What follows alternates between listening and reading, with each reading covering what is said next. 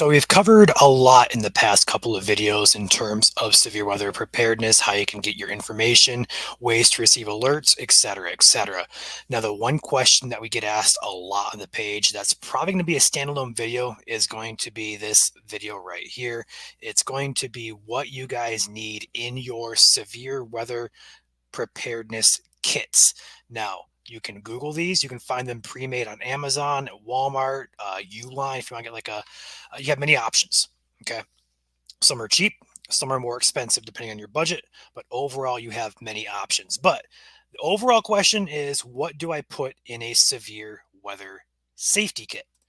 So this is a kit that is a basic necessity guide in terms of what you can do to prepare and plan. So imagine two scenarios here. Number one being you take shelter in your basement or your safe room, so to speak, and you're going to be there probably for about a half hour to an hour. So if you go there unprepared, I would highly suggest stocking that area with some water, maybe some snacks.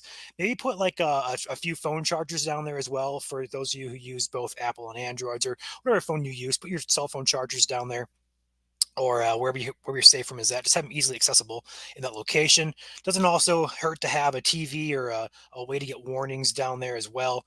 But overall, the main thing you want a preparedness kit for is in the event a severe storm, in particularly a tornado, hits your house and destroys your house. Okay, when the tornado hits, you're going to lose a lot of stuff. So it's important that you have this kit stashed away in a safe place so that way it's there with you that you need it and to be able to be utilized properly. So, first and foremost, obviously, I think the first thing you put in your kit is a first aid kit.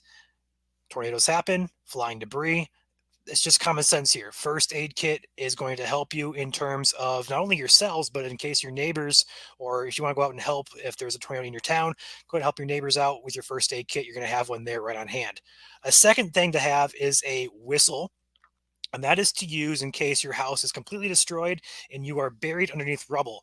People are going to be shouting, it's going to be chaos, there's going to be sirens. A whistle will get people's attention more than your voice will. Okay, a very good thing to have there. So a whistle, definitely consider putting that one in your kit as well. Another thing to use is a flashlight and batteries that could be utilized both if you have a darker crawl space or a basement you don't have lighting in, but also after the storm, probably not going to have power. So a good thing to have there with batteries. Don't forget the batteries there as well for their flashlight. You could have multiple flashlights too, depending on how many people you have in the family. Another thing to put down there is cash or credit cards. Again, don't have to store that away. Obviously, you're going to use your cash and credit cards as needed. But as long as you have your wallet or at least something with you that you know where it's at when you take shelter, definitely grab that before you go take shelter if you can. Another thing to have down there is a battery powered radio or a weather radio. That what that's going to do basically is just alert you when we have more incoming severe weather, and it's also going to update that warning as it's happening. So it's going to be good to have that on hand. If you don't have a TV down there or cable to watch, TV news stations, or if you lost, power, don't have Wi-Fi anymore, and you don't have access to our stream here at MSC, or maybe your local news station, their stream as well.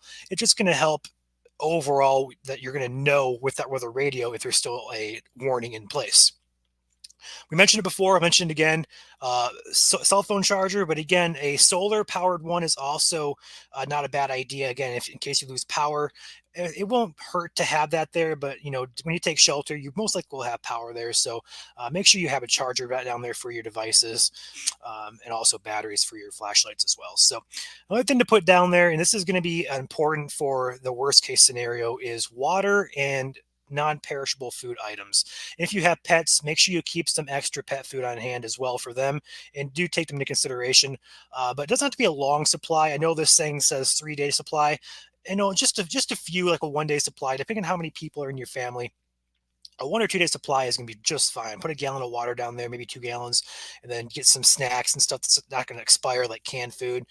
That's going to be an overall just worst case scenario if you have to be down there for a while, or your house gets destroyed or damaged, and you're going to be without power, without food for a while. Just have something down there you can snack on, so you're not going through the day, hungry and stressed out and hungry, if that makes sense. So, in terms of clothes and shoes, I'm going to go ahead and say you don't really need clothes down there, but I will mention this, and this is important too. When you go take shelter during severe weather, during these storms and tornado warnings, make sure either you have a pair of shoes where you take shelter at, or make sure that you have your shoes ready to go, because this is one thing that's often overlooked, and that is if a tornado does damage to your house, you're going to have 2x4s, you're going to be nails, a lot of sharp glass maybe.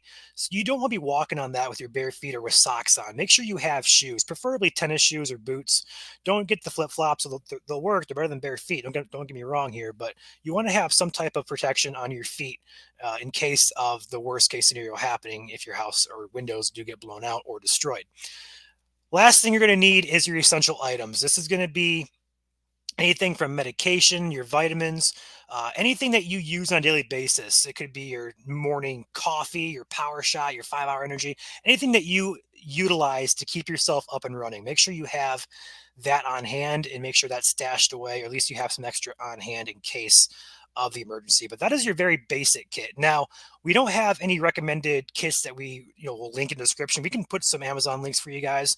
But if you were to go to Google and type in emergency kit or weather emergency kit, tornado emergency kit, you're going to find a lot of options.